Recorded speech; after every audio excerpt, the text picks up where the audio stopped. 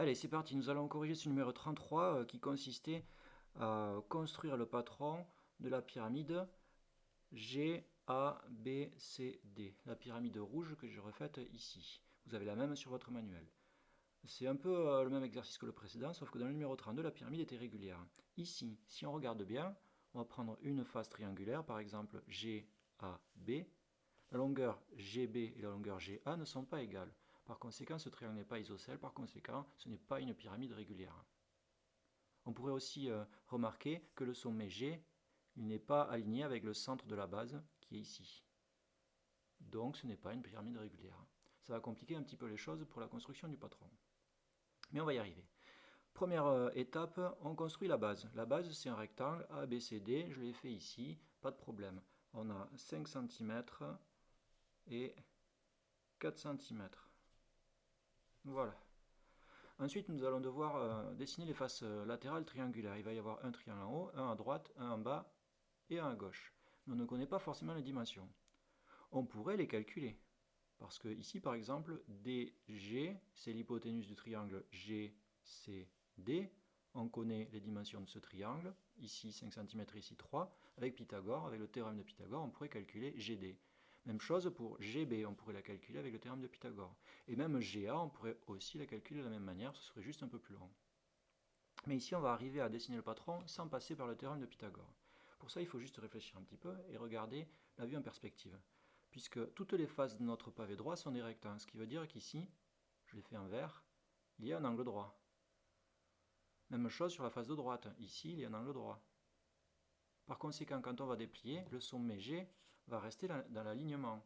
Pour le triangle du haut, ça va être dans cette direction. On va avoir le point G sur ce trait-là. Alors, à quelle hauteur? Eh bien, il faut juste regarder la hauteur du pavé, 3 cm.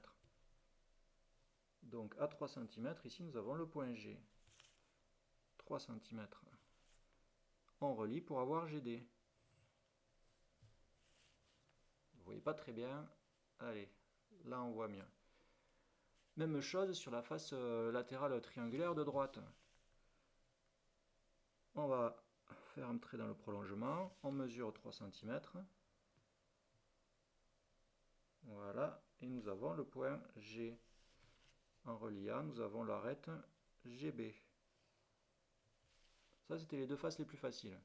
Donc, un angle droit ici, un angle droit ici. Très bien. Il nous reste deux faces triangulaires.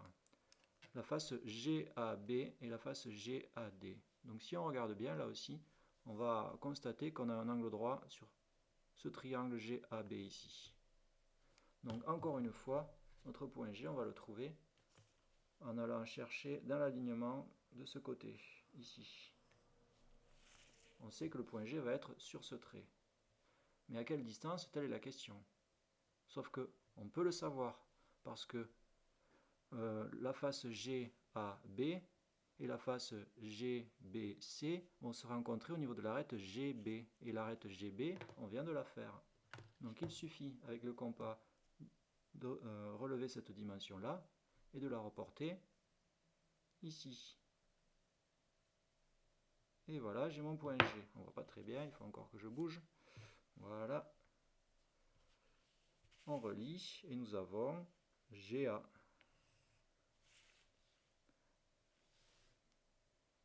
Même chose pour le triangle de gauche. Donc on va prolonger. Pour trouver la position du point G, nous allons prendre le compas, relever cette longueur-là, ici, et la reporter à cet endroit. Et nous avons notre point G. On relie. Et c'est terminé. On va simplement rajouter un peu de codage. Donc, cette longueur-là et celle-là sont les mêmes, puisque se touchent. Celle-ci et celle-ci également. Et enfin, cette arête et celle-là vont également se toucher quand on va replier. Il en reste juste une que je n'ai pas mise. Cette arête-là et celle-là font toutes les deux 3 cm et vont se toucher quand on va replier. Vous pouvez essayer chez vous, découper, vous verrez, ça va faire la pyramide qui est ici en rouge. Allez, à vous de jouer.